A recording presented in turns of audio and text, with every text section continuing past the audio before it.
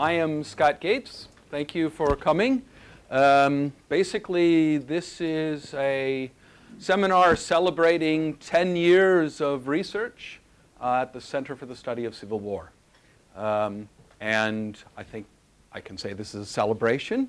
It's been a very, very enjoyable 10 years.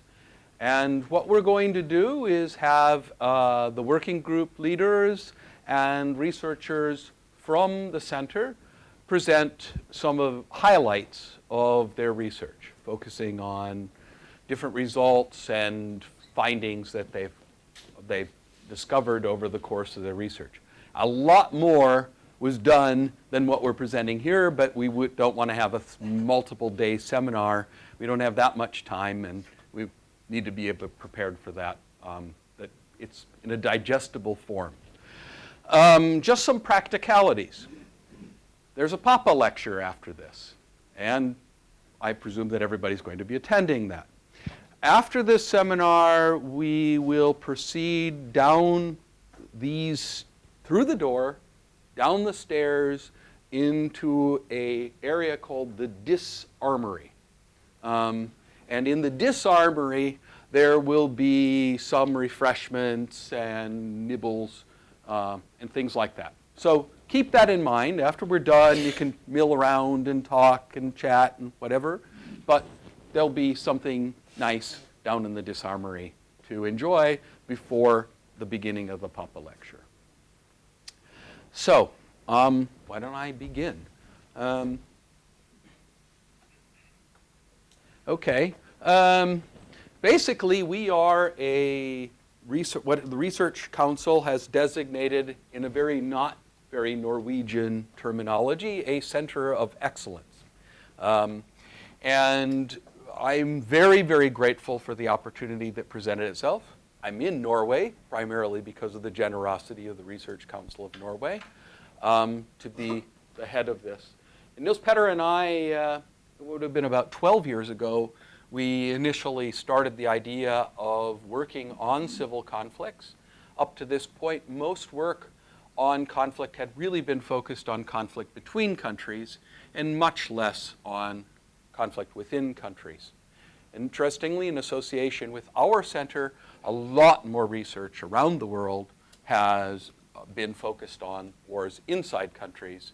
And as we will learn, they're not just inside countries. The effect of the war inside a country is much more extensive than that.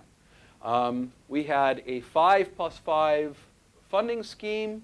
We started in December of 2002, and we will be no more January 1, 2013. And we at PRIO did have a discussion about whether to continue the center or not. And what we made a decision for is this was a narrow, focused research program. And after 10 years, if we don't have something to say, then we might as well give up. And we have something to say, and that's what this show is about. So we're going to celebrate 10 years of work, minus a couple months, but I think we'll continue to be doing this work, and this is part of what PRIO and the effect of the center is going to remain at PRIO for much longer than this. Okay.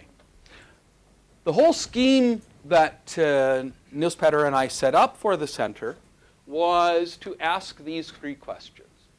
Why do civil wars break out? How are they sustained? And what it takes to build a durable peace. Originally, this actually was, what does it take to stop them?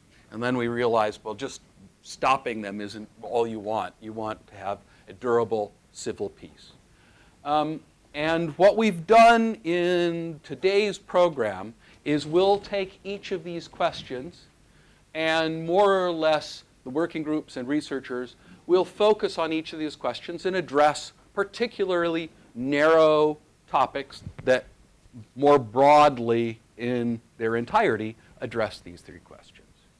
So that's kind of the formulation and the outline by which we'll take this.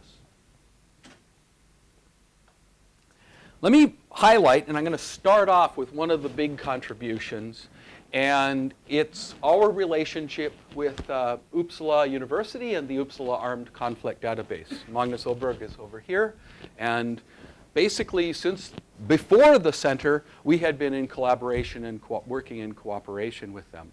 And we still engage in and we regard this as a very strong partnership. So I'm going to start in highlighting activities of the Center for the Study of Civil War. It's our partnership with Uppsala and the Uppsala Data Project. And I'm going to highlight some of the findings that relate very much to some of the primary aspects of what we've done. One of the things we pride ourselves is in the collection of data and different data sets that are available to researchers around the world.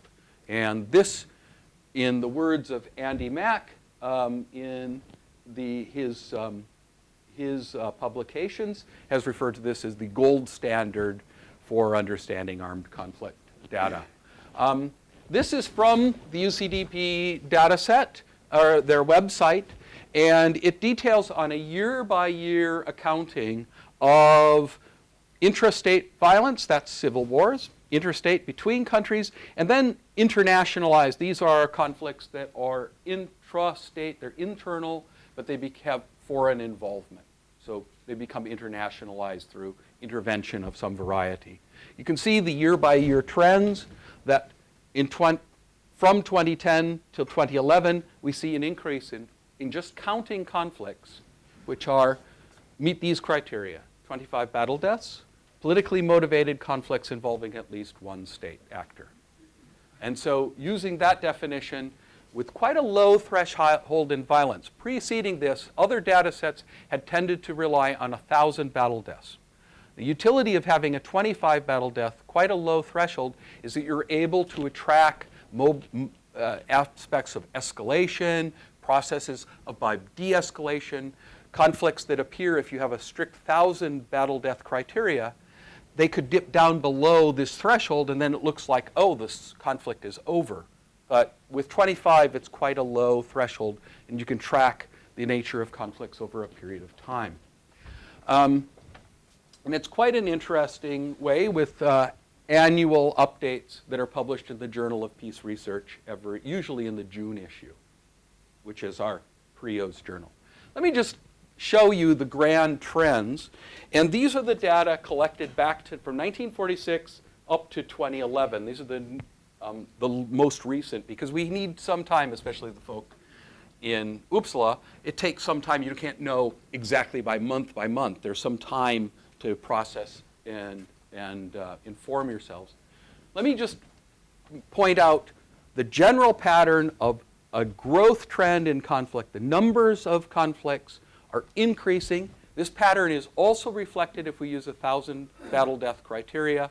It's not absolutely the same, but it's a much smaller percentage. But the general trend of a growth in the number and accumulation of civil conflicts during the Cold War up to the point of 1992. There remains some accumulation, and then a broad general trend of decline, and then with some debate, and I'm not going to get into too much detail, but there has been a decline, but then what's happening now? Is it going to go up, or is this just part of a blip that's a continued decline? It's part of the subject of the Papa lecture. I am not going to say that we have an absolute finding, but there is one thing that I want to point out, and that is that there is a perception, a common perception, that there's more civil wars and more internal conflict, more armed conflict than we've ever seen before. It's not borne out by the numbers, by just simply counting the numbers. There's another way to think about this, though, and that is to go to battle deaths. And this is work done by Nils Petter Gleditsch and then Bethany Lacina.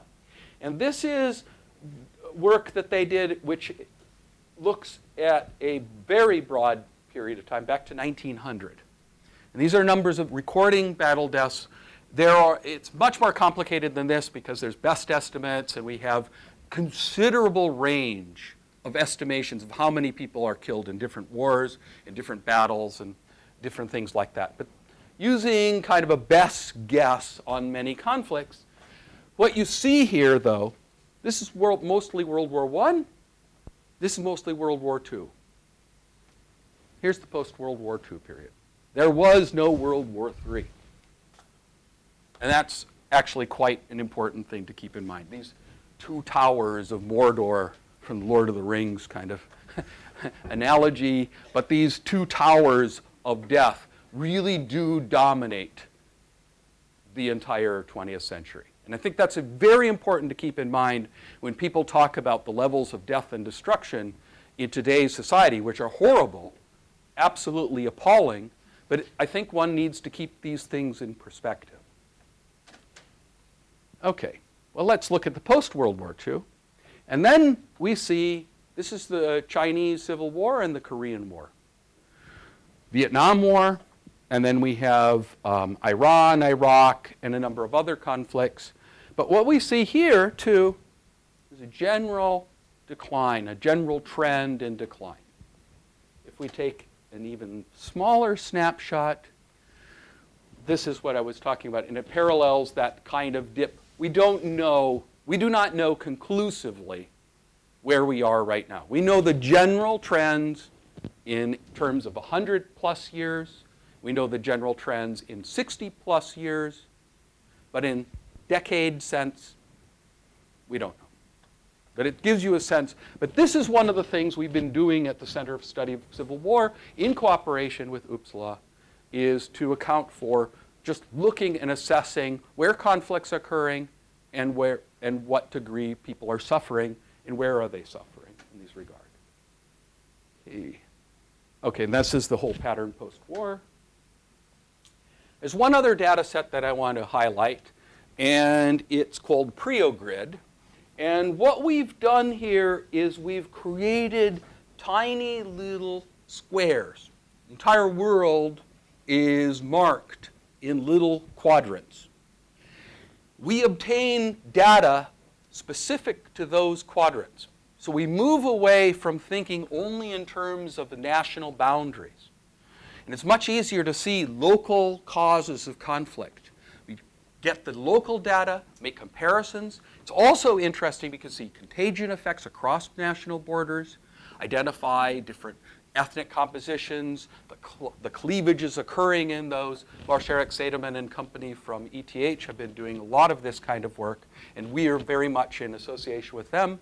Tomorrow and Saturday, the Encore group will be meeting, engaged in this kind of disaggregated analysis and the collection of data of these variety. And we're meeting through a cost network. It's an EU-funded framework agreement for scholars meeting and discussing these kinds of things. And that's going on in association with this week and the Research Council's Forskningsdagene, the research week days associated with the Research Council. But these are the kinds of things that we're doing, and these kind of disaggregated data provide many opportunities to investigate questions that we couldn't answer normally. If you follow data that have an annual, year-long, defined by a country, it's very hard to ascertain the specific local effects. And one thing that we do know is that you have to understand the local aspects and conditions to understand the conditions of war and peace in these countries. Okay, now let's start with other researchers other than myself. We're going to start with Halvard Buhaug from the group called Climate Change and Conflict, and it's in his group that the PrioGrid was developed. And with that, I will let you proceed. Thanks, Scott. Okay, so I was asked to say a few words about climate change and conflict. And Scott has showed us that there is a general decline in armed conflict, especially during the last 20 years. And then we can debate whether or not the last 5-10 years is a halting of that trend or whether it's just a blip towards a further decrease in the frequency of conflict. But nonetheless, that decline that we have observed in the frequency of conflicts has inspired some people to question, when will that decline end? And do we see any developments today or any trends that has the potential to revert that trend in declining conflict? And one of those developments that are frequently mentioned when we discuss the risk towards a reversal of the decline is climate change. And if you look into some of the policy debate and also the public debate on security implications of climate change, it's not hard to find vocal actors and strong arguments, strong claims linking climate change and other climatic factors to conflict risk. On the left here you see just a short excerpt from a news article in The Guardian, reporting on a recent report by a Kofi Annan think tank, the Global Humanitarian Forum, which reports that climate change is the cause of 300,000 casualties per year. It's not the climate or specific weather events, it's climate change, the process that humans are contributing to right now. Incidentally, that NGO has since stopped working due to lack of funds. I don't think there's any causal relationship to that report, though. And on the right, you see a couple of policy statements, again, making very distinct connections between climate and security and conflict. So, how has the CSCW, the center, contributed to understanding more about linkages between the climate and security and conflict? Now, I would like to highlight three particular outputs from these last few years of research at the center. The first is a special issue of the journal Political Geography, guest edited by Ragnhild, where are you? Ragnhild and Nils Petter, 5 years ago. And that special issue was the first collection of systematic, rigorous academic research on linkages between climate and conflict. And it's also fair to say that those articles are among the most cited articles in that journal over the last 5 years. So it's been a very successful issue. Then we were also commissioned to do a couple of assessment studies by the World Bank, studying how climate change might impact migration and armed conflict. And that project has also led to a number of publications more recently. And lastly, Nils Petter again guest edited another special issue on climate change and conflict, this time in our own Journal of Peace Research, the first issue this year, January or February issue. No less than 17 articles looking at various dimensions of climate conflict connections. And in addition to that, of course, you've produced a number of publications in peer-reviewed journals, edited volumes. We've had a few students producing MA theses and PhD theses on this topic. And if you look at environmental conditions and environmental factors in conflict more generally, of course, the number of outputs are significantly higher still. Just to give you a little glimpse of some of the research we've done, here are a couple of graphs that highlight some of the work we've been doing. On the left, it's essentially just a comparison of a standard civil war model with a civil war model that additionally includes information on climate at the country level. And the question then is, does information on climate variability improve our ability to predict conflicts or to understand conflicts? So that would be one test on the left. On the right hand, we explore how does our definition of conflict, Scott talked about 25 casualties as the lower threshold for conflict. What if we change that threshold? What if we say that you need 100 casualties per year in order to call it a civil war, or even higher? And then we can see how the estimated effect of temperature in this case varies depending on how we define climate change and depending on how we define conflict. And the main issue here is, of course, to see if there is a robust effect across various definitions of conflict.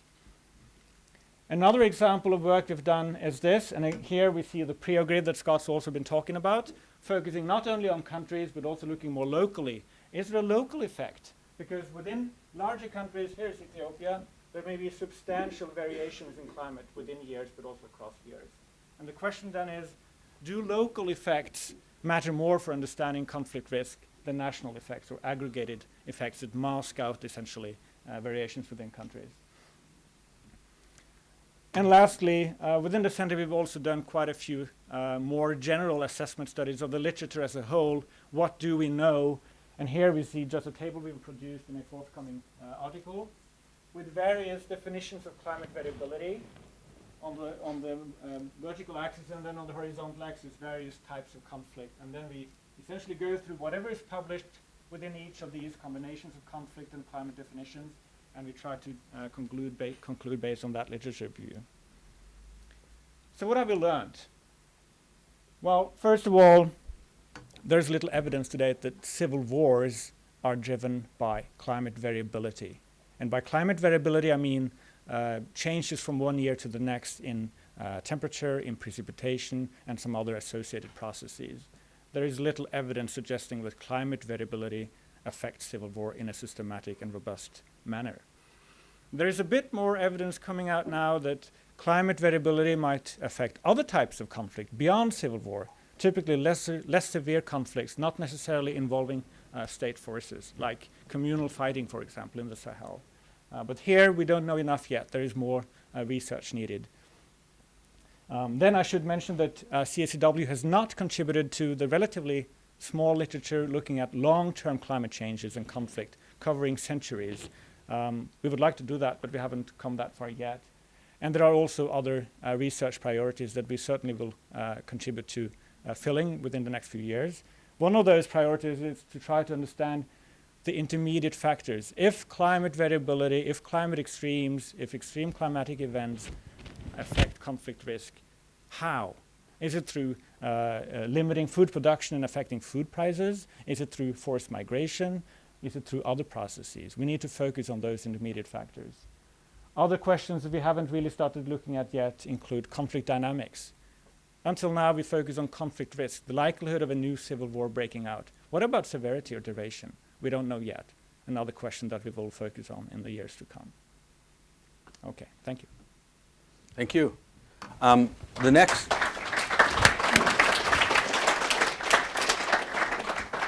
next researcher is a working group leader, as Halvard is Professor Sabine Carey at the University of Mannheim, who's an affiliate and associate with CSCW and PRIO.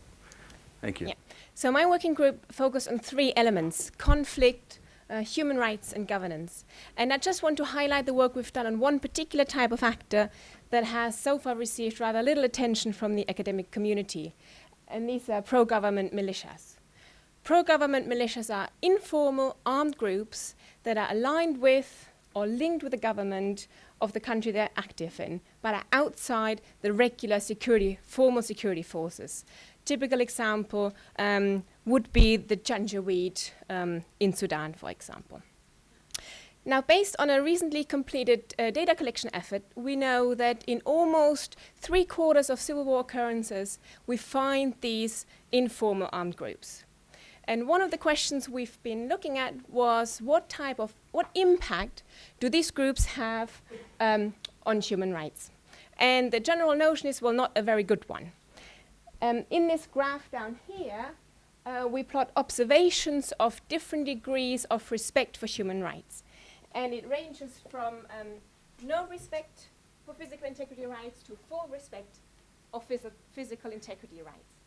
The darker shaded areas highlight the percentages of observations within the degree of respect for physical integrity rights, where we also find these informal armed groups on the side of the government. And the message is basically that the more these rights are violated, the more common these groups are. We also find that these groups violate particular types of rights more, which we call agent-centered violations, like torture and killing, for example. These are human rights violations where they don't need state institutions to commit those violations, and where there might be some personal benefit for the perpetrator, like settling old scores, for example. Now, why do we observe these groups? We found about 330 between 1981 to 2007. They're a lot more common than arguments about state failure would suggest. So in the past, the main argument or explanation for this group was, we find these groups when states lose the monopoly of violence. Weak states, state collapse, and that's when these groups pop up. But actually, they're more common than that. And our research suggests that actually they're the result of a strategic choice by governments to outsource violence to an informal armed group. Why would they do that? Why would they outsource violence or the provision of regime security if they all have regular forces at their disposal? Well, one would be that these groups offer flexibility and adaptation, so efficiency gains that regular forces do not do. So they are quick and cheap to mobilize, they know the local area very well, and they're very effective in combating often unknown threats, which is why we would observe them so often in civil war contexts. But also, importantly, they offer plausible deniability for violence to governments. So basically, governments, by using informal armed groups or outsourcing violence to these groups, can say, I'm not responsible for the violence these groups commit because I don't control them, or I could not control them, so I cannot be held responsible for what these groups do. So it's the plausible deniability that makes them so attractive to governments. So what kinds of governments are more likely to have these groups? Where there are tangible threats, tangible costs for governments to being linked to repression, that's when we see these groups more likely. So, for example, the more a country is dependent on aid from democracies, the more likely they are to have pro-government militias. And the reason is that democratic donors across the board now emphasize good governance, respect for human rights of their recipient countries. So it would look quite bad if the recipient countries would use their own military to do the dirty work. So they're more likely to have an outsourced violence to militias. And we don't find the same result for aid received from authoritarian regimes. Another indicator for sort of the importance of accountability is that very authoritarian regimes are less likely than other regimes to use pro-government militias. They're generally not that bothered about international accountability for human rights violations. They're a lot more concerned about keeping the monopoly of violence and controlling, having close control over the monopoly of violence. Now, on the other end of the spectrum, fully institutionalized democracies are not immune to these groups. For example, if they face a severe threat and are constrained by democratic institutions, they might find it quite useful to outsource some of the violence to informal groups, like, for example, Spain did between the early to mid-1980s, using the pro-government militia SCAL to basically kill ETA terrorists. When it became public, made public by journalists that they were linked to the government, they had to abandon that group. We also found that if countries might reasonably expect to get away with outsourcing to these groups, they're more likely to have them. So, for example, the further a country is away from the nearest democracy, the more likely they are to have informal armed groups. So, in terms of governance, what could be done in terms of governing structures or governance to limit the damage these groups do? And we would very much stress the importance of accountability. The International Criminal Court has recognized that by holding Sudan's President al-Bashir wanting to accountable for what the Janjaweed did. So it's very important that, for example, international monitoring focuses very closely on non-state informal armed groups. And I think it's crucial to separate and differentiate between outsourcing the use of violence and outsourcing the responsibility for violence. Thank you. Thank you very much.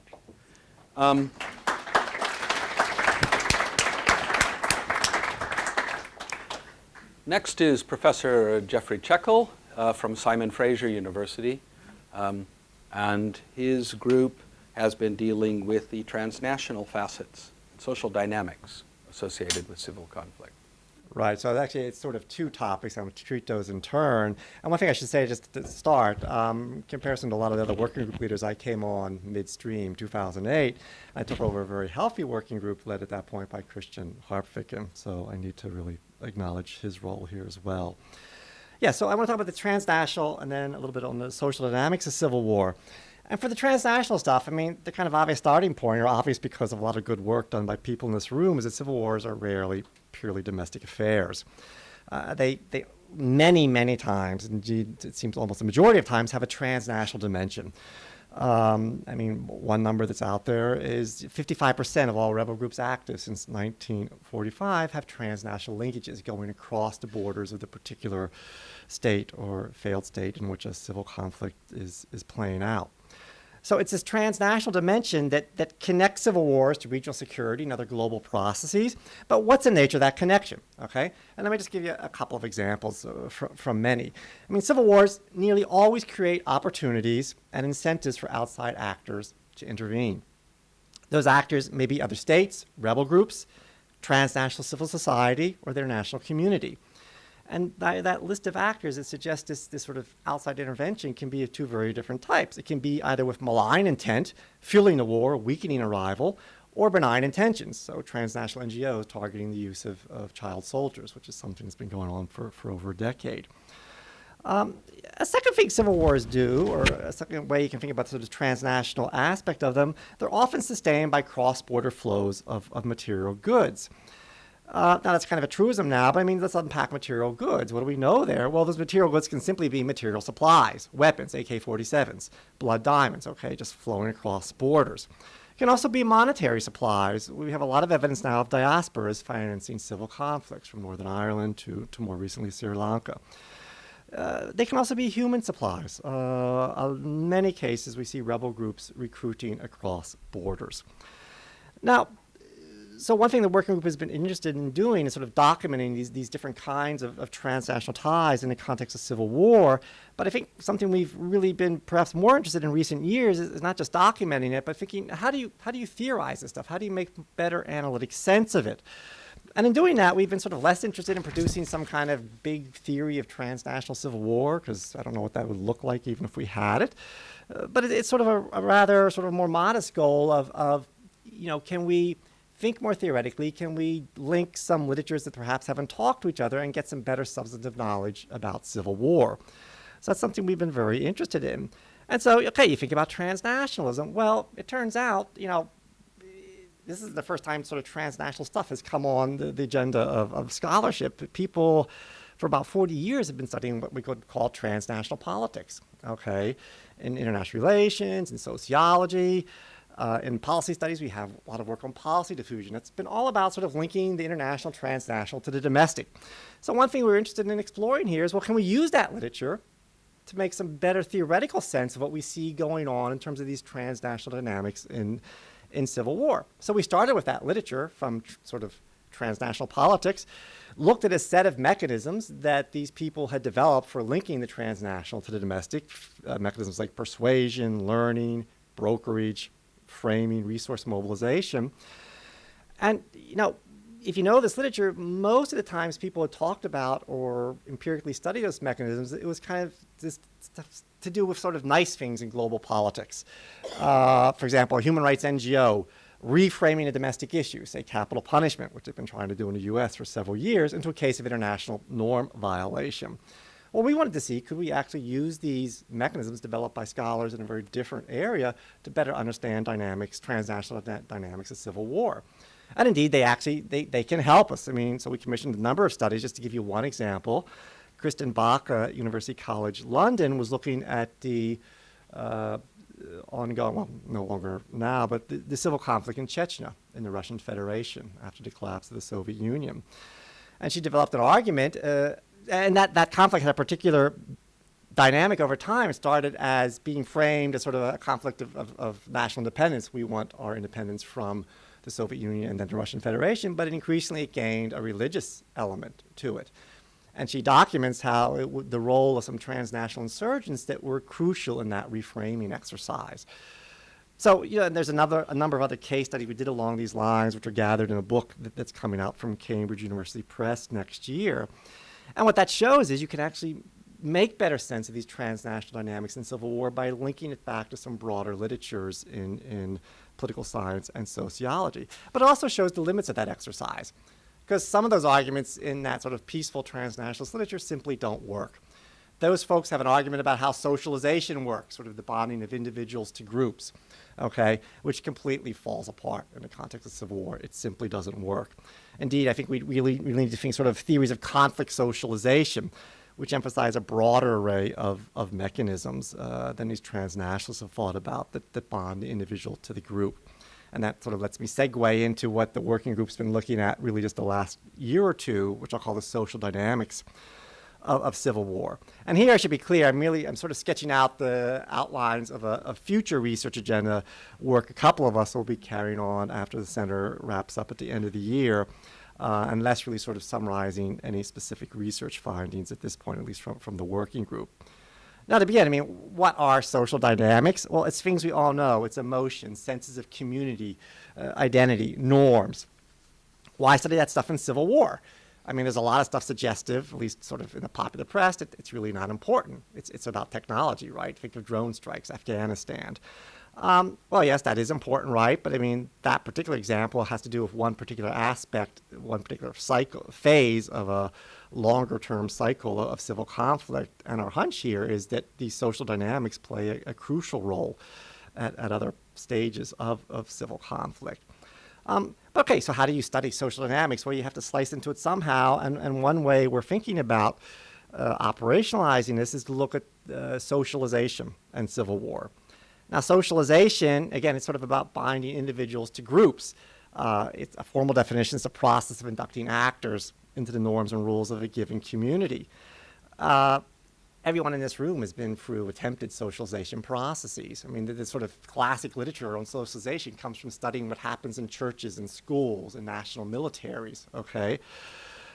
Socialization happens everywhere, and it's likely to happen also in civil conflicts. Indeed, at all stages of civil wars, from pre-conflict indoctrination in schools to insurgent mobilization to rebel group recruitment and retention. And I would stress probably the retention aspect there. Now, one example where socialization lens might be very useful or interesting to explore is the case of child soldiering and civil war. Today, there are hundreds, perhaps thousands, the number is a bit unclear, as Scott and others can attest, of child soldiers involved or have been involved in a number of civil conflicts over the past 15, 20 years. Some are abducted or forcibly recruited. Others are driven and joined by poverty, abuse, discrimination, or they seek revenge for violence enacted against them or their families. Now, what do we know here? Well, there's some very interesting surveys and interviews done by people like Chris Blotman at Yale that indicate that most child soldiers are coerced to join a rebel group or do so out of a desire to better their material situation. So it's about coercion and incentives. But that same research shows that many of these child soldiers stay in the group after the power, the influence of the coercion, the incentives wanes, indicating there's something else going on, which is quite possibly some kind of sense of community forming. So, the value added here, our value added would be to explore, theorize and then document this sense of community. Is there a socialization process whereby new child soldiers are inducted into the norms and rules of a given community, a rebel group in this case? And indeed, we have some evidence this is indeed the case. Lotte Vermeij, who I know is in a room somewhere, who's finishing up a dissertation in the Netherlands, has some very interesting evidence on the score of socialization and child soldiers.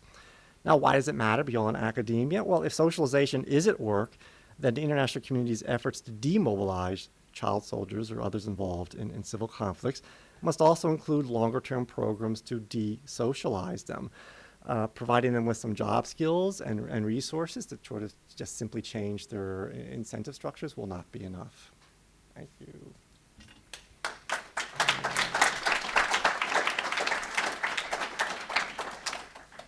Okay, next is a researcher at PRIO, Ragnhild Nordås, who is going to speak about sexual violence during the war. Thank you.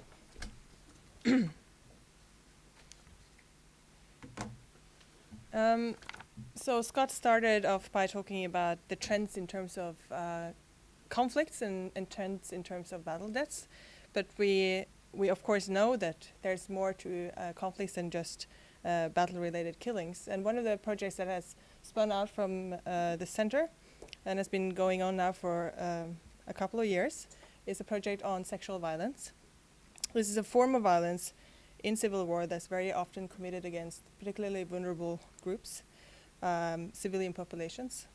And it has long-term consequences, not only for those individuals, but also for the social fabric of communities. So we believe it's important to study this side of civil war as well. There are many theories out there and suggestions of why it occurs, but it's very often that we see patterns emerging that suggest that sometimes this is used as a tactic of war, whereas other times it's more random. Most of the existing literature on sexual violence consists of case studies, especially of cases where there's been a lot of sexual violence.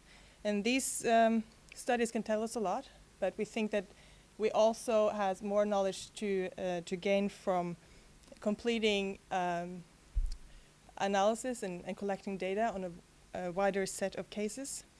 So this is the focus of the current project that I'll present very briefly here. So Elizabeth Wood, for instance, who's in the audience, has found that there is actually great variety in sexual violence between different actors, between different conflicts, and at different times, and so on, and that we need to understand this variety much better. So the aim of this project is to complete a global database, the most comprehensive database on sexual violence to date. We're building on work by Dara Cohen, who's one of the principal investigators in this project, building on her earlier data collection and making now a global data set. The aim, of course, is not only to have this data for its own sake. We want, through this data collection and the subsequent analysis, to help policymakers make better decisions about how to intervene, how to stop sexual violence, through systematic documentations of patterns of sexual violence, how, where, when does it occur, and why, and so on. So this is, of course, something that's not easy to study. It's one of the most difficult things to document in the social sciences, I think. And we have had a lot of back and forth about how to collect this data. And I'll be happy to talk at length to anyone who's interested in knowing more about that. But for this data project, we're relying on NGO reports and reports by government agencies. We're not conducting interviews or anything like that, since this is a global data collection. So these are some of the preliminary findings from a pilot study that we conducted on African conflicts in the years 2000 to 2009. We've now actually completed the data collection for Africa for the years 1989 to 2009, and are also in the process of completing the full global data set. But these are just some preliminary highlights of findings from the initial round of data collection that we did. And we find that not all conflict actors engage in sexual violence. This is maybe not surprising to all of you, but it is actually a very common conception that sexual violence is endemic in all conflicts, and there's really nothing that can be done about it. I think that what our preliminary findings suggest is that this is not the case. There are a lot of reasons why rebel organizations, for instance, and also other armed actors, states, militaries, and so on, would try to prohibit sexual violence, try to control it, try to limit it from happening. So in fact, in our sample of these African conflicts, a majority of the observations do not have reports of sexual violence connected to them. In a sense, this is a good thing, not only because this proportion of no reports is quite high, but it also means that since we know that there is this variety, we can have better grounds to hold responsible those who are committing massive levels of sexual violence, and particularly those leaders in organizations that allow this to take place. Another finding that is also a bit surprising, perhaps, is that a lot of state actors are at least one time perpetrators of sexual violence. In fact, states are the type of armed actor that's we found the most frequently reported to have committed sexual violence. In 59% of the cases, states have committed sexual violence in this sample of African conflicts, whereas the numbers for rebel groups is 42 and for pro-government militias is 35. So it's not only something that's committed by unruly rebels. This is something that state militaries are also, this type of violence is also something that state militaries conduct. And in a way, this might mean that we have even better reasons to, or ability to go after those responsible. Before, we've often assumed that to study sexual violence, we could just use killings as a proxy. We think that might not be such a good idea. In our findings, we find that the correlation between killings and sexual violence is not as high as people often assume. A lot of sexual violence is going on in years where there are very few battle-related deaths. So even in times when conflict dips below the threshold of 25 battle-related deaths, there's a lot of sexual violence going on. And also in post-conflict years. So in the 5 years after the conflict has ended and dropped below the 25 battle-related death threshold, a lot of these armed actors continue to commit sexual violence, and that holds even for states. So what we're doing next is, as I mentioned, we are completing the global database on sexual violence. It will cover all armed conflicts in the years 1989 to 2009. And we are starting to analyze the data now, so we'll come with some more detailed, elaborate findings quite soon, I hope. And of course, in the good tradition of PRIO and the Center, we will make this data available for anyone who's interested in doing more research on this once we've published our initial findings on it. So thank you for your attention.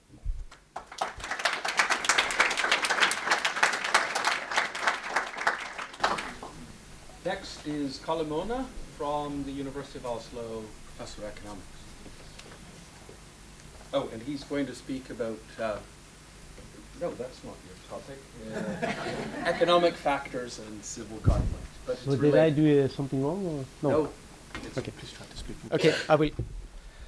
So maybe you think this is strange to have economists working with this. It's less strange than you should think initially.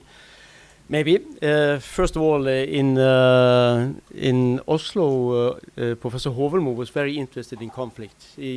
Even early in a book from 1954, he sort of produced mathematical models of not conflict in the way we think about it here at the center, but for conflict between nations very often, and how they used sort of armament as a sort of way to improve deals between countries and so on. That was very early on, and later this became the workhorse model in conflict studies in economics. I think it was rediscovered by people in the 70s without knowing about Håvard's contribution, but today it's recognized that he was the first setting up what economists would normally use as their approach. In this group that we have had here, we have had very prominent scholars from outside. We're very proud of that. For example, Debraj Ray and Johan Esteban, Stergios Skapadas, who are all three of them are leading scholars in economics in conflict. And conflict has actually become a very popular topic in economics.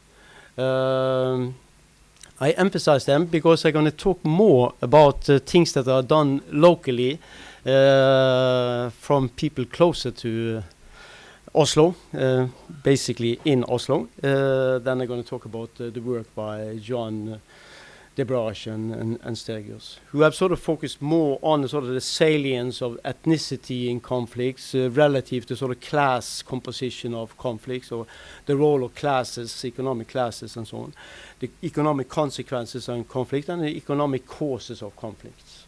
How they are tied into different things connected to polarization in income distribution and income differences in different countries.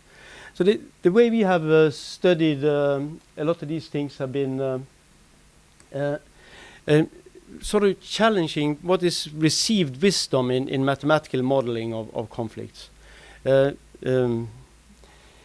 Many people think that when people are equally strong in a conflict, then you maximize the bad effects of a conflict. That the worst, the intensity of fighting in a conflict are very often, people think, related to they have two strong opponents and they're equally strong towards each other, and they're going to maximize the intensity in the way they fight. What we find when we study this more carefully, when you have sort of distinguish between people with an advantage in the conflict, say the incumbent or already the government or whatever it is in the local area, you can find that people who have a very disadvantaged power situation have so much to fight for, that the intensity of fighting actually becomes stronger when people have unequal power, as in the example I just gave. There are many examples of this. I think all the colonial wars, for example, are examples of this. There's so much at stakes for both parts. There's so unequal power in the fighting, but they were very brutal and long-lasting. And so, according to received theory here, they were considered to be, because they are not considered this incumbency versus opposition, the challenger coming in and fighting the present ruler, and so on. So it was conceived to be of less importance. So we have studied these things informally. Our aim is to incorporate this into development theory to understand poverty, to understand prosperity or the lack of prosperity in countries. So that is also another that we have been interested in. That is that there are too much, at least in economics, looking for a single cause of, sort of, say, the lack of development or the presence of conflict. We don't think there's any good sense of thinking about single causes of conflict. I think that take, for example, Botswana and Rwanda. Botswana is much richer than Rwanda. Both countries are in Africa, if somebody didn't know. Botswana hasn't had much of a conflict at all. They have world's highest economic growth over 40, 50 years, starting from a very low level, as you also know. So is it less conflict in Botswana compared to Rwanda because Botswana has become richer and richer, and therefore there's more at stake, there's more vulnerable rents, as we call it?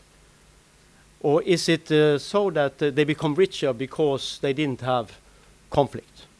While Rwanda is still poor, it's going better in Rwanda these days, but for a long time they were much poorer. I had a series of conflicts, recent conflicts, as you know, with topped up by the genocide in 1994.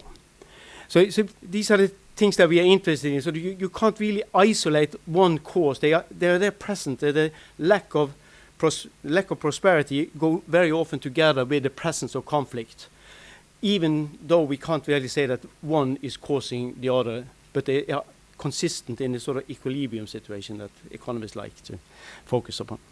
While the presence of prosperity and the lack of conflict go together simply because they are reinforcing each other. So we have several models where we try to discuss and make sense of what I'm saying here in a more detailed studies.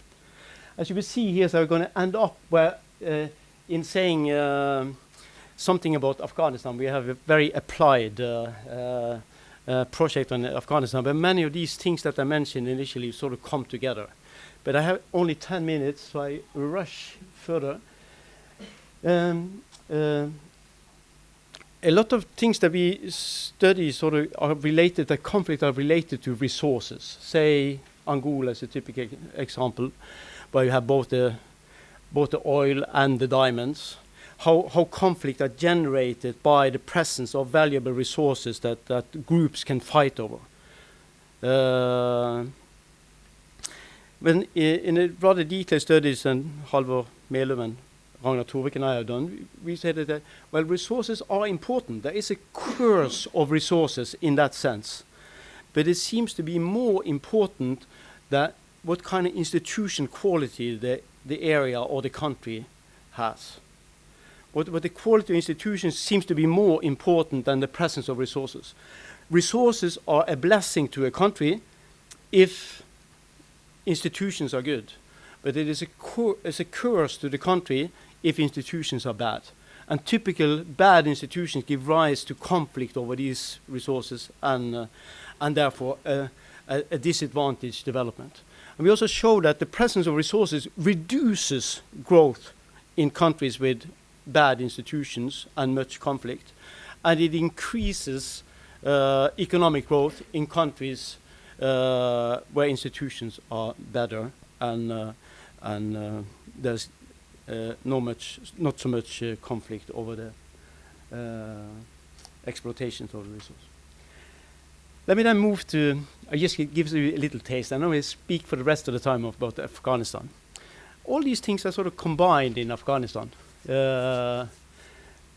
First of all, what is the resource curse in Afghanistan? Well, it is that the country has been very unlucky that it is maybe the best country in the world to grow opium.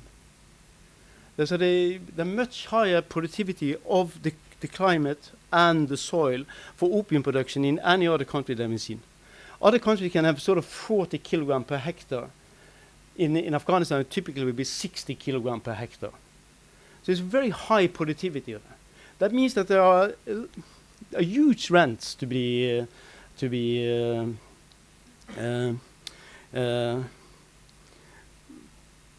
that you can obtain by sort of having control of the area. So our basic idea, many people have studied sort of the role of illegal substances, the growing of illegal substances in conflict area.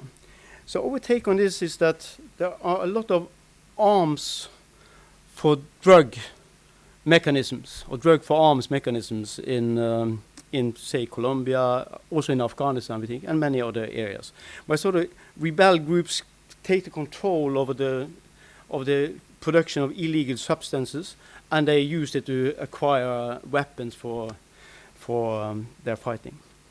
But we also think that there is a reverse causality very clearly present in Afghanistan, that the presence of conflict in the local area generate opium production in that area. So here's the way we study that. First of all, we had to collect data. Afghanistan, as you know, there's not a surplus of data available from Afghanistan. I think Christian will know all about that.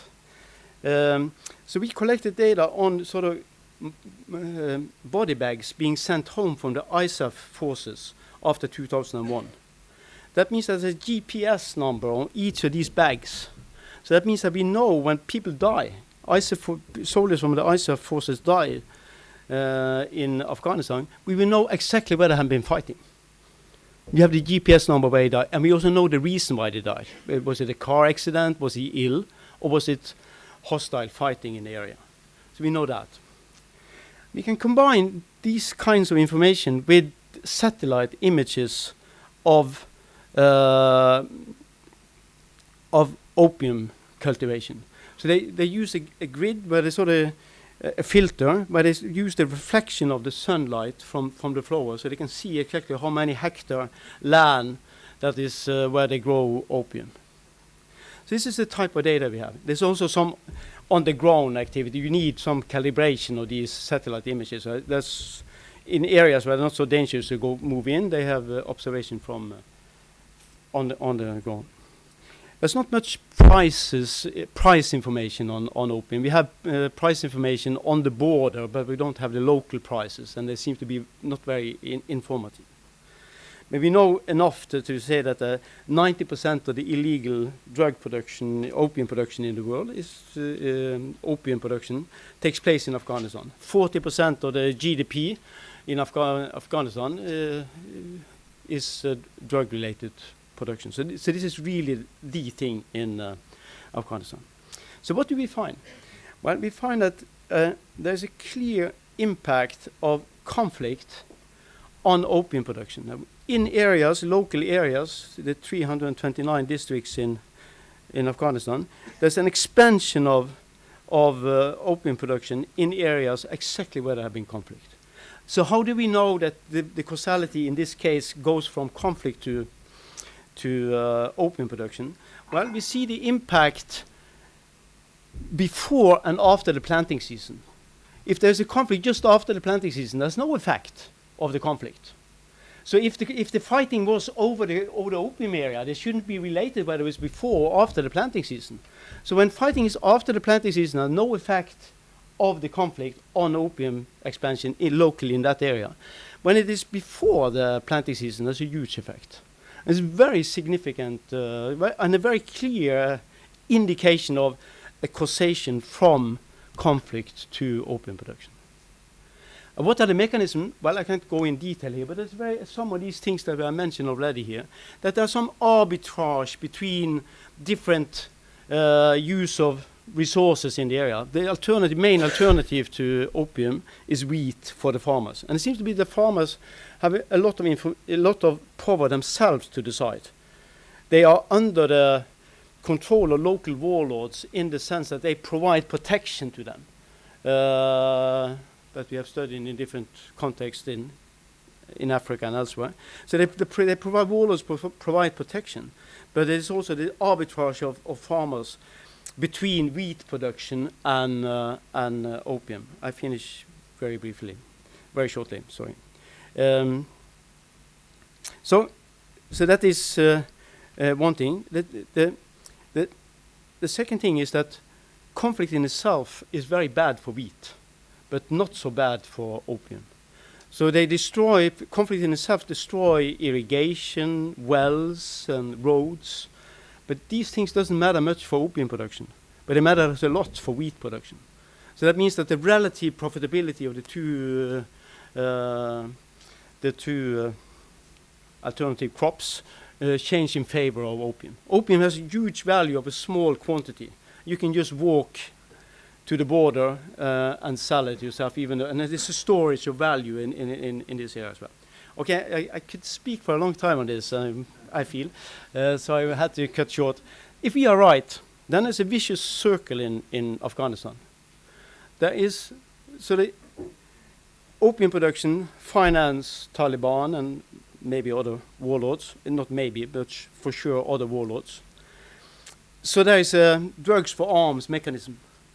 But the fighting in itself seems to generate more opium production. And these two things work together, and it seems to be the resource curse of Afghanistan. Thank you for attention. Ola for a few minutes and summarize the work in his working group.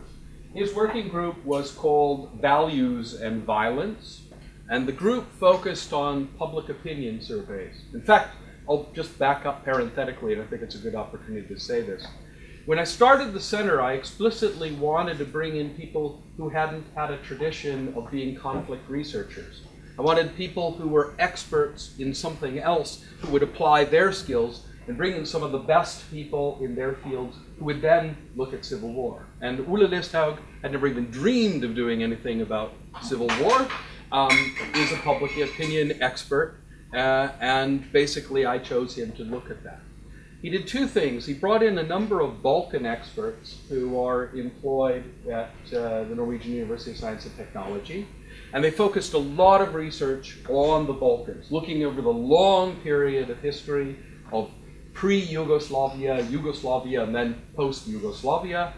More than that, they conducted a number of public opinion surveys with fascinating research design components by which they were able to do surveys before conflict, as close to being during conflict and post-conflict, to track and gauge changes in attitudes towards the other, towards oneself, towards one's nation, towards violence, towards attitudes towards violence, towards global values about notions of democracy, nationalism, human rights. All those things were brought to bear in their analysis.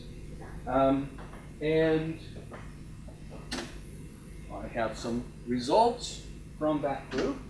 The first is religion, such a clear and important aspect driving or explaining what was going on in the Balkans. And what they find is actually religious differences weren't the big thing. It wasn't religion in and itself that was a major factor. Now, not all of their surveys were conducted in the Balkans. They also engaged in global surveys, taking advantage of the European barometer, from which Ula is the head of that network or a major leader in the Eurobarometer. There's an Afro-barometer, Latin American barometer, and there's a global barometer started on these activities. And in those analyses, they find that religion is particularly important for leaders in importance of religions for political leadership weakens as secularization increases. Another finding that I find extremely important and quite interesting, and that is a state's repressive policies are significantly associated with turning cleavages violent. In other words, there's a triggering mechanism associated with these repressive policies. And they're the ones that are activating cleavages and turning them hostile. These societies exhibited those as back to Balkan surveys, but it's notions of repression that serve as a trigger, activating cleavages between communities and the violence between the communities. And then finally, this is where they're moving now. They haven't completed this analysis, but it's looking at the universal or the universality of values of human rights and democracy. If these values, are they exportable? And what's critical to that universality is that that individuals attach the same meaning to those terms. And so through a barrage of questions, looking at how they view those questions, the wording, of course, translated into local languages, through a broad set. Now, only 55 countries so far, but what they find is that the concepts of human rights and democracy do indeed tend to have a shared component. That's quite exciting news because we talk about this, and it's quite exciting too because often people will dismiss it and they'll say, well, that's just their interpretation, the cultural interpretation of these values. They're not. They're universal values, or at least this preliminary result is indicating that these are truly universal. They are not specific. They are not typically Western imposed norms, but have a carrying capacity that goes beyond the notions of Western culture and society. So that's a very, very quick, maybe I'm bringing us back onto time with, and Willie himself isn't here, so maybe it's distilled through another's perspective, but that's the highlights of their research. There's much, much more that has been done by this group. Countless surveys conducted, and a lot of work that's focused in particular on the conflict in the Balkans. The next speaker is going to be Håvard Hegre, who is professor of political science at University of Oslo and is a researcher here at PRIO. And he is the head, well, he's going to speak to you right now on institutions and governance. And to some extent, now we've been talking more or less about what the causes of war, what goes on during war. Karl especially is very much on what goes on during war. And now we're moving towards questions that relate to post-conflict environments, where how do we move towards a durable civil peace? Thanks. Right. Actually, the working group that I've been leading has concentrated on institutions and governance and conflict. But today I won't talk about governance at all. I'll take as my point of departure the question that what it takes to build a sustainable civil peace.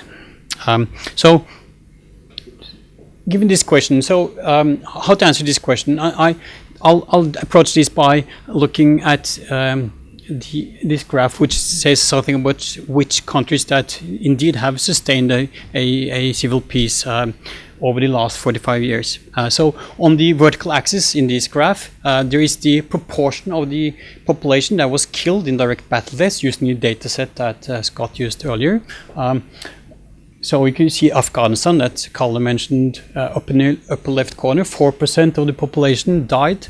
A number corresponding to 4% of the 1965 population died in wars in the 45 years coming after. Lebanon, Cambodia, awful countries.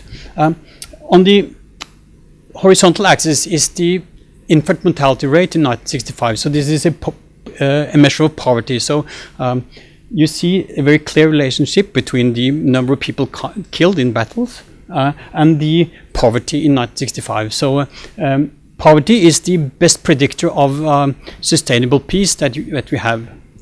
Here, most in the right-hand corner is most Western countries, rich countries, very few battle deaths. So, poverty is the best predictor of civil war. Why is this? Professor Asagat will talk about the relationship between development and conflict later on, so I recommend listening to that. I'll just mention very briefly two explanations. One was alluded to by Karl, it's the resource curse. The very fact that in poor countries, most resources are capturable. You can move in with weapons and acquire the wealth that's generated in a valley full of opium or full of alluvial diamonds. You cannot do the same thing in Silicon Valley. You cannot go and capture the valley which is generated in Silicon Valley, because that requires consent from the inhabitants. So in poor countries, most of the wealth there is capturable. Another factor is that governments are normally very weak in poor countries, and it's have much larger problems controlling the territory. They have poor infrastructure and so forth. So, not speaking more about the causes of the relationship between poverty and conflict, I'll just ask, given that we know that poverty has been reduced over the last 45 years, and we are expected to see further poverty reduction in the future, would that mean that we can expect a better future? But first, in order to look at this, I have to take one small detour. It's shown by this graph, which shows, using the Uppsala conflict data that we've seen before, shows the on the horizontal axis there is the calendar year. The gray dashed line is the number of conflicts every year, which is completely new, with new actors. So pitting a new government versus a new opposition group that hasn't been in conflict before, according to the state set. So you see that number is fairly flat. There was a large peak after the demise of the Soviet Union. The black line is the number of conflict onsets that were recurrences. I mean, a second outbreak of conflict between two actors that have been in conflict before. And you can see that the proportion of conflicts that are recurrences has been increasing steadily over the time. So one very strong pattern is that a larger and larger proportion of conflicts are recurrences. So what does this mean for the expected future of conflict? It's certain that it's important to look at conflict recurrences. So one part of research that we're doing in our research group, me and several colleagues, is to look at the conflict trap. So what did we do? In this graph shows the results of a simulation for Tanzania. So you can see the lower line here. We have a statistical model of the relationship between poverty factors and conflict history factors and a few other things. It's a statistical model estimated on observed data, and we take projections of those factors into the future and simulate in what is the probability of a conflict in a country like Tanzania over the next 40 years. So this line here shows that as time goes by, Tanzania is a large and poor country and it has never had conflict, but it has a underlying large probability of conflict given that it's so poor and so large. So it's still increasing up to 20% in 2040. So then we do a counterfactual experiment. What if we adjust the data set a little? What if Tanzania had a major conflict with 1,000 battle deaths in 2009? What would happen to the simulated proportion of probability of conflict in Tanzania? And you see the dashed line over here, it starts at 1. So in the year 2009, since we artificially introduced a conflict in Tanzania in 2009, the proportion is 1, and then it recedes gradually over the next 40 years. But those two lines, they never approach each other. So the 1-year conflict 2009, according to our estimates, generates a almost permanent increased risk of conflict. So conflicts lead to reductions they increase poverty, increasing the proportion of wealth which is capturable. They also generate all sorts of new hostilities between groups. They undermine trust. They create organizations that are specialized in using violence. So this is the factor. So a conflict the conflict trap is quite strong in a poor country like Tanzania. We have done similar simulations for a middle-income country like Costa Rica, and here the conflict trap is much weaker because the underlying factors that enable citizens to sustain peace are much stronger. So what can we do? Another thing we can do to sustain peace is to engage as international actors. So another project we have looked at what can UN peacekeeping operations do to reduce the incidence of conflict in the world. So here we do using the same setup. We have estimate a model where we see the relationship between poverty factors, conflict history, and the introduction of a peacekeeping operation with different sorts of mandates sanctioned by the UN. And there is a clear, and lots of other studies find this too, there's a clear reduction of intensity due to peacekeeping operations, but peacekeeping operations rarely are able to stop fighting completely. But they often transform conflicts from being extremely little to more manageable. This simulation shows something which is new. It's that actually if you consider the conflict trap, another part of the conflict trap is that if you reduce intensity of violence, the probability of conflict in the future is also reduced. So 20 years after, if you can reduce violence from 1,000 deaths to 100 deaths, the probability of conflict 20 years into the future is much lower, according to our estimates. So you see here that a peacekeeping operation with a very robust mandate. So this line here is the simulated proportion of countries in major conflict if there is no peacekeeping operations at all. This dashed line here is the proportion of countries in conflict if most conflict countries get a peacekeeping operation with a strong mandate, with an enforcement mandate like the one which was in DRC up till last year. So you see that a extensive UN engagement with strong mandates would reduce the proportion of major armed conflicts by more than 50%, according to our estimates. We also see that, but they will not, in the short term, these peacekeeping operations will not decrease the proportion of countries in minor conflicts. But since there is a conflict trap effect, we find that in terms of number of conflicts, the reduction in conflict is the same for minor conflicts as for major conflicts. And this is because the reduction in intensity of violence has secondary effects later on. They make the they make the conflicts shorter. They make the probability of conflicts in neighboring countries lower, and therefore also the peacekeeping operations is able to reduce the number of minor conflicts. So what does this mean for the future? This is our bold projections for how the world will look over the next 40 years. So there are two lines here. One is the jagged line is the observed proportion of countries in minor conflict, the top line, and major conflicts, the lower line, according to the Uppsala Conflict Data Program.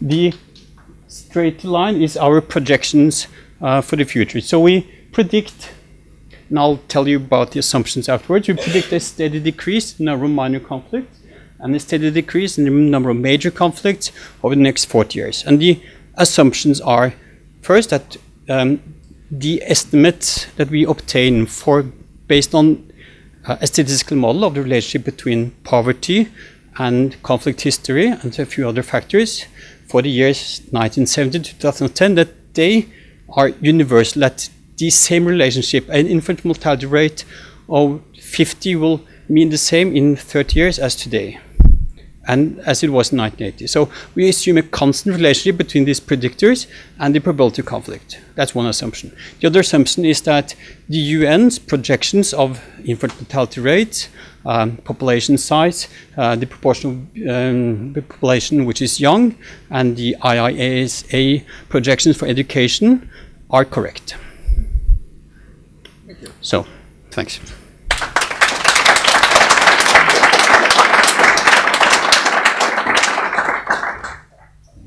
Okay, our next speaker is Professor Jon Elster from Columbia University and Collège de France.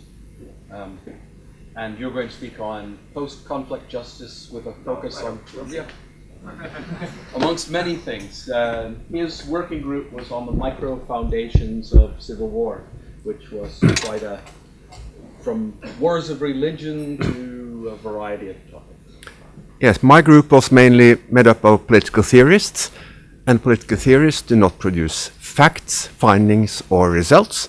They can or try to refine questions and come up with a plausible range of plausible answers. Now, micro-foundations of civil war is a piece of jargon. It means trying to explain the behavior of participants and leaders in political violence quite broadly in terms of their subjective mental states, their motivations, and their beliefs in particular. Now, among scholars, there are some, and I think some are present here, who would rather emphasize objective factors like constraints and opportunities in explaining civil wars. But I think it's hard to deny that subjective factors sometimes are important. For instance, if you try to understand the French wars of religion, a topic to which we devoted in our group one conference. Now I'll say a bit more about the micro-foundation studies in a moment.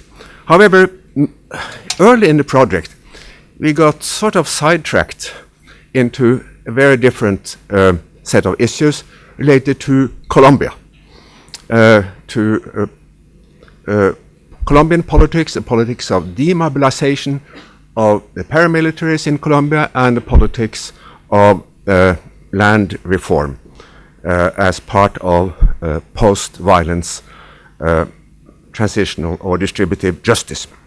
I'll say a bit more about that too later. Now, first a little bit about the group. We have been about a dozen people from 5 different countries, I guess. Let me mention just 2 of them. They are one of my former Colombian PhD students at Columbia University, Paula Kalmanovitz, and my current PhD students, Maria Paula Safon, also from Colombia at Columbia. And they have done a very important part of the work on, in particular, land reform issues in Colombia and on the relationship between transitional justice and distributive justice in post-conflict situations. So, what have we done? We organized 13 conferences over these 10 years in Oslo, in Bogota, in Paris, at Columbia University, and at MIT on topics ranging from Thucydides and civil war to, let's say, the role of rumors in civil wars. And quite a few of these conferences resulted in publications. In addition, I believe, although it's hard to quantify, that many of the scholars involved in this project wrote articles and books that either wouldn't have appeared or would have appeared in quite different form if the group had never existed. Now, so quickly about 2 aspects of the official topic of the group, micro-foundations of civil war. So we focused in several conferences on specific motivational components. So, for instance, we had, as I mentioned, a conference in Paris on the French wars of religion. We had another conference in Paris on the role of emotions in civil war, a topic that's been pioneered by Roger Peterson at MIT, who is a member of the group. He has also studied the Balkans quite extensively in this perspective. And we had a conference in Bogota on the role of social norms in civil war, inspired by the work of the former twice mayor of Bogota, Antanas Mokus, who has been my main collaborator in Colombia over now almost 10 years in organizing these conferences. Now, I should add perhaps, this is also a remark addressed to some people in the audience, that one of the findings, quote unquote, of these conferences was that the emphasis on rational choice in understanding individual behavior that is dominant in political science and in economics is somewhat misplaced, at least in the Civil War context. Now, we also had several conferences within the Micro Foundation's perspective that focused on the dynamics of civil war over time. We had one conference here at PRIO on the role of first movers in civil wars. It's always very risky to go first. It's easier for participants to join later when the repressive forces have to spread themselves more thinly.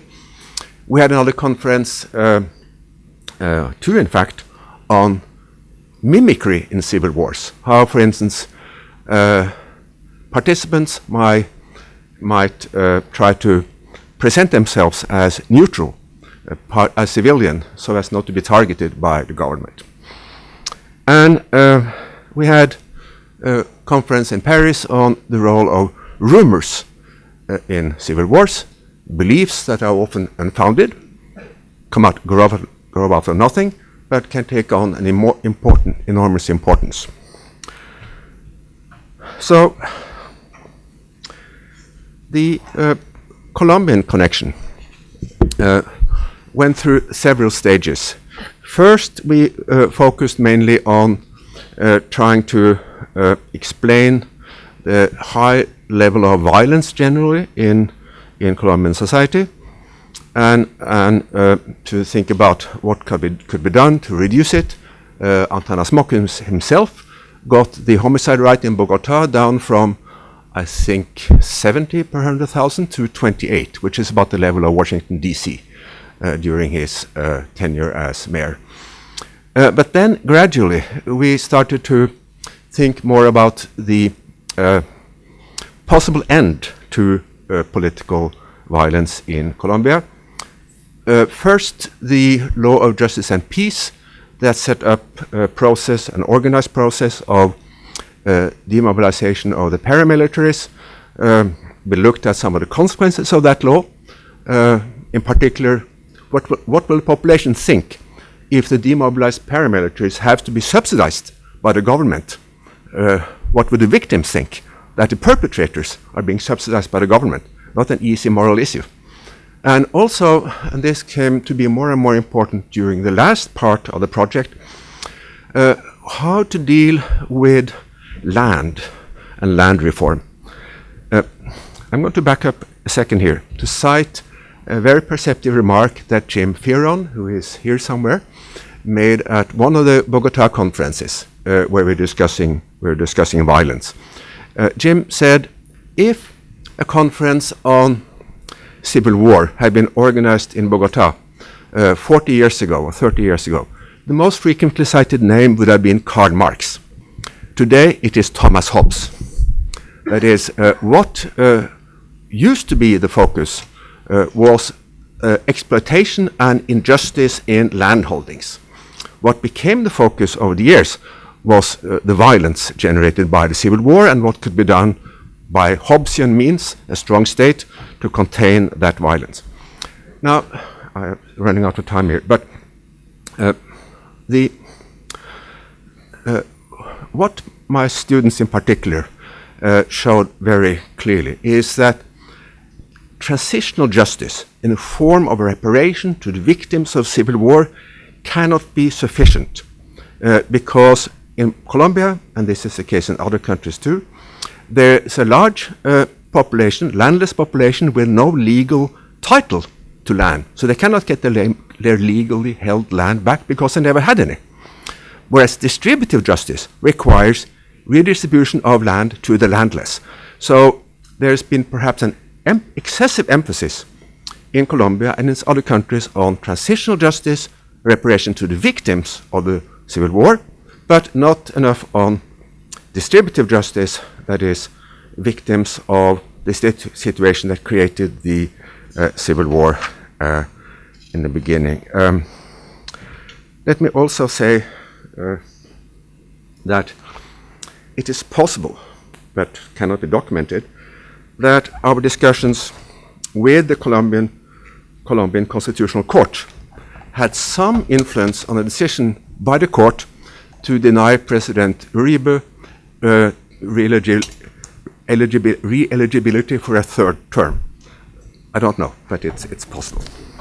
If so.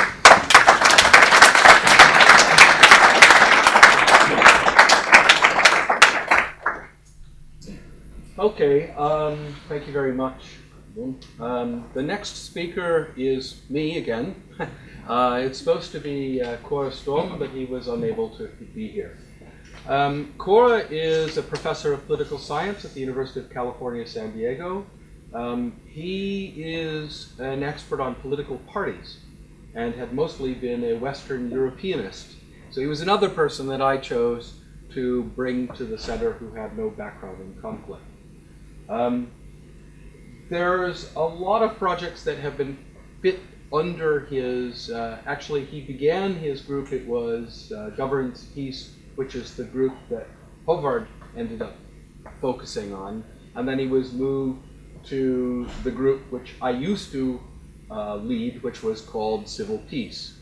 And so a number of projects were begun for the first 5 years, and then I discovered that to lead a research group, a working group, and be the director of the center was just too much administratively, and so I gave up the control over one of the working groups. But a lot of the findings that occurred in our group were outside of the domain that Kåre was part of. Jeff alluded to child soldiers, and one of the big projects that was part of my group was my work on child soldiers, relating to their recruitment, I was the supervisor of Lotte for my master's thesis, and now she's a doctoral student, which I'm also supervising, on patterns of socialization and how the organizations maintain the loyalty of these children who are, or the members of the groups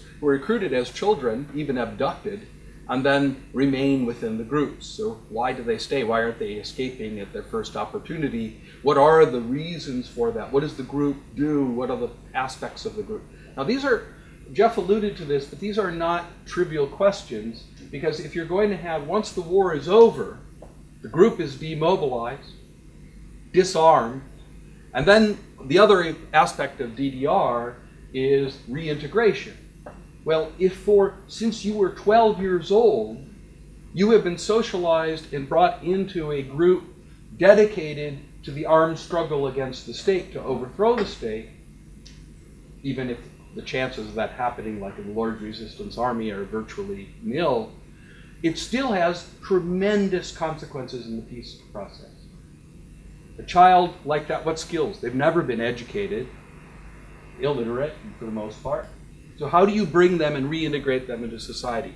To understand those processes of DDR, the disarmament, demobilization, and reintegration, you need to understand the process by what connected the individuals to the group as a whole. So that's part of and I have a lot of work that I did on recruitment, links to the organization, and that's been part of my work throughout the whole center's existence, is looking at that. The other thing that I have been doing outside of Kåre is looking not just at the rebel side and the organization of rebel activities, but there's another side in the equation. It's the government, and it's the army of the government. And if we only focus on the rebel side, you don't understand war, because there's two sides. And there's reactive action, reaction. Both sides are learning from each other. Karl alluded to, and I think this is something I want to underscore very strongly, there are a lot of misperceptions and misunderstandings about the nature of conflict.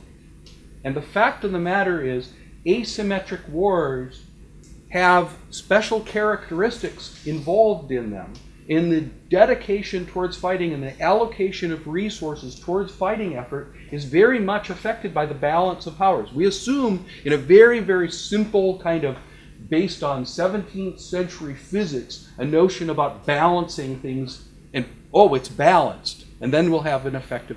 There's so much more going in. What type of effort and energy? Are you in a society, are you dedicating it towards production of wheat instead of the production and purchase of arms? Are you reinvesting these wealth into housing and towards making your family better off? If you're in a situation in which you're behind and the only way to engage in battle, you're going to invest your resources, your precious allocation of resources is going to be towards maintaining the fight. And if you don't have that understanding and the background for understanding the details of these things, you miss and don't understand how these asymmetric conflicts can continue on. The other thing about asymmetric conflicts is that the nature of warfare is one in which we are reacting and adjusting all the time. There's innovation occurring all the time. If I'm weaker than the other side, I'm going to find ways by which I can keep the fight. I'm going to devise devices. In Jung's group, Diego Gambetta had a very interesting project on the nature of suicide bombing and the diffusion of this idea of strapping bombs to yourself. You are a smart bomb because you can move that bomb and explosive device to a precise location and detonate. Now, of course, accidents happen, streets of Stockholm, somebody blows himself up. But this is a mechanism, extremely low technology, using a human brain attached to a bunch of explosives, and all the group has to do is recruit and inculcate a set of values associated with doing this. It's an innovation in reaction to the situation that they exist in. And if we're going to understand any peace process, we need to understand the mechanisms and the ways that these groups and the ways the wars were fought themselves. And without that appreciation, we have big problems. Okay. That said, and thinking about both sides of the equation, we turn to what Cora does and also what Håvard does. And that's to look at institutions and aspects of governance. It's an extremely complicated thing, but if we're going to understand the nature of establishing a long-lasting, what I refer to as a civil peace, playing with the words of civil war and contrasting it with civil peace, one in which it's not just a cessation of violence. People aren't just shooting. That's not the same, that's not the peace that we're looking for. We're looking for what others have referred to as a positive peace, or, and I don't want to get into the Galtungian sense, and I'm not going to debate Galtung, but what I really want to talk about is a sense of a durable peace in which we would not expect conflict to arise again. So what Strom and I have, we had a National Science Foundation grant to look at all the different governance systems in the world with reliable data. We could go back to 1972, and we collect data, and we look at the tiniest little things, like are bureaucrats allowed to be party members? Is the military allowed to be a politician and sit in the parliament or legislature? Are they prohibited from sitting?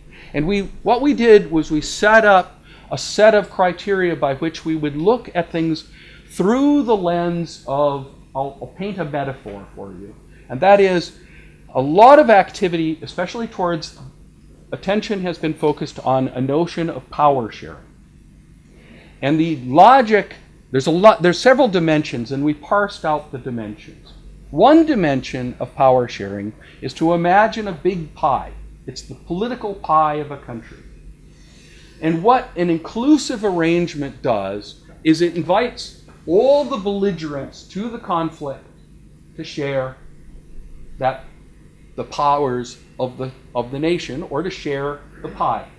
We all sit together at the table and we share the pie.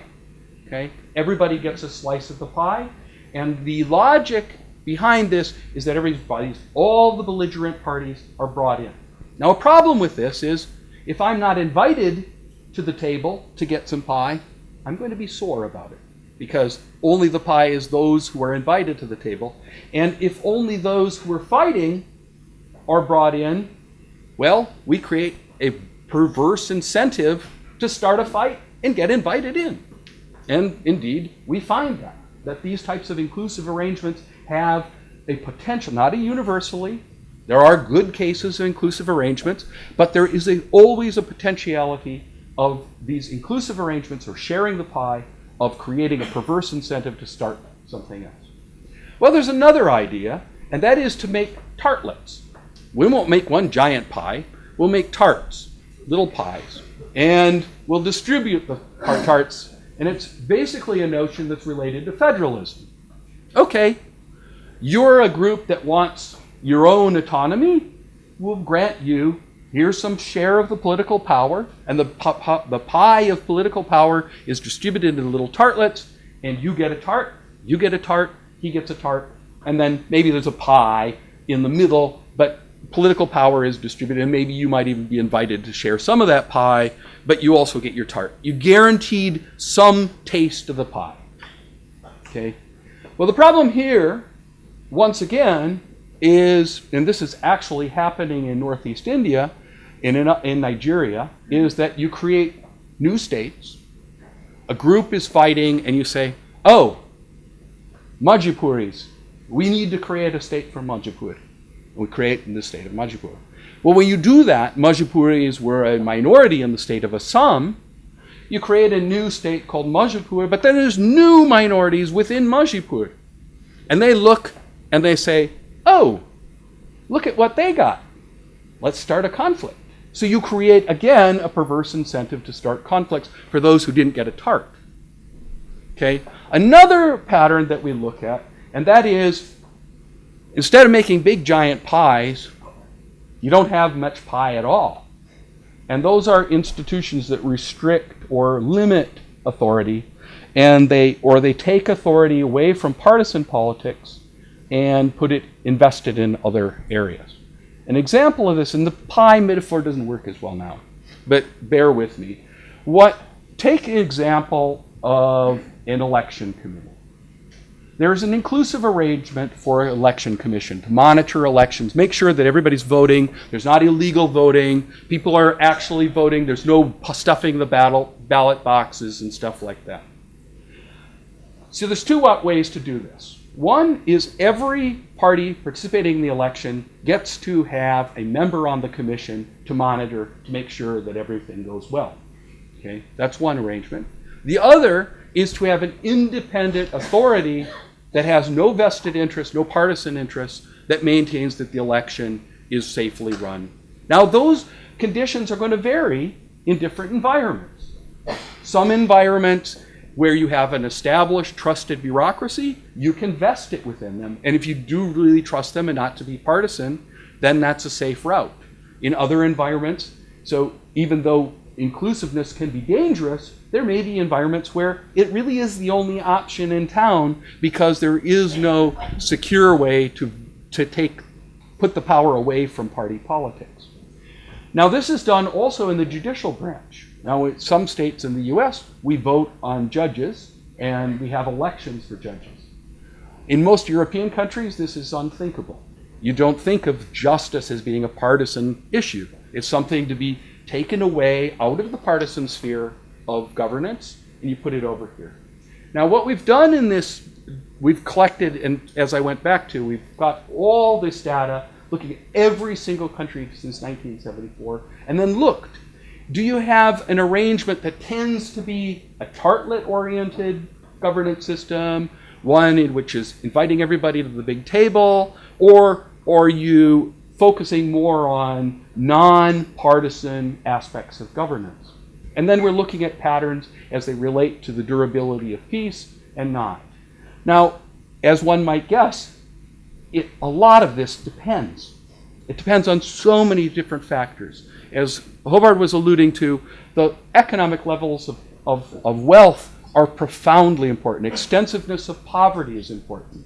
The history of conflict. Has there been conflict before? All of these factors are unbelievably important. But if you control for all of those things, and control for them, society, and that there's an incredible endogeneity, meaning there's a feedback loop, that it's the circular arrangement by which the countries that are going to be like this are going to be. And that is, if you can get to an environment in which you can departisan or take contestation out of the hands of political parties, you have a very stable arrangement. But that's a big statement. How do you get to that environment in which departisanizing, if that's a word, but you can take politics out of the hands of political parties? And from my own perspective, and this is only the beginnings of our research, is to start to focus on thinking about ways in which broader civil society is able to engage politically without going through party structures. So imagine, and you might think, oh, that's impossible. It's not impossible. So in Liberia, a women's movement challenged the existing order of warfare, the existing structure in which parties and military warlords had become one and the same, in which all parties were weaponed up to the hilt. Everybody who's got partisan in terms of political sense of the term is also connected to an armed group. They're one and the same. They are not one wing and the other. And in that environment, a women's movement ends the war, ends the rule of Charles Taylor, and alters the political process indelibly. And I think that this is something that all of us need to pay attention to, in particular, is because of the role of women who are so often excluded from society, the power that those groups have within society, and what is, I think, part of the international community's obligation is to be aware of those environments and encourage them as much as possible. Ones in which we take away and strip away processes that are of the usual practices, in which we can have this disjuncture and radical transformation of societies such as Liberia. And Liberia is not the perfect place in the world, but it's a lot better now than it was 10 years ago. I mean, you cannot compare the two. And I think with that case of Liberia, I will say I really want to thank the Research Council of Norway. Whoever thought of the idea of creating these centers should be, I'll give them a big hug if I find out who actually thought of the idea. Kristen Clement. Well, okay, I'll give her a hug. I didn't think it would be her, but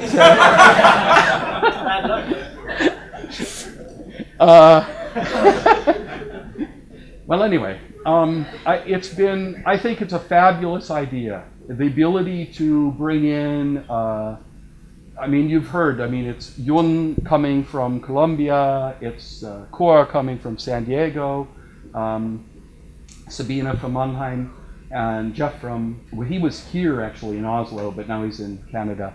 But the ability to set up these working groups, to bring in new people, it's brought, and the thing about it is the center created this incredibly lively, or at least for me, an incredibly lively environment. And through this process of bringing in these names, we were able to train grad students like Ragnhild and others that are in the room or Håvard too. There's so many people in this room who are now senior researchers who are global names in research exploring Civil War, who were trained by the Center for the Study of Civil War, received their doctorates here. There's a group of doctorates who are getting their education right now. The feedback, the process, and the rewards to Norway are enormous.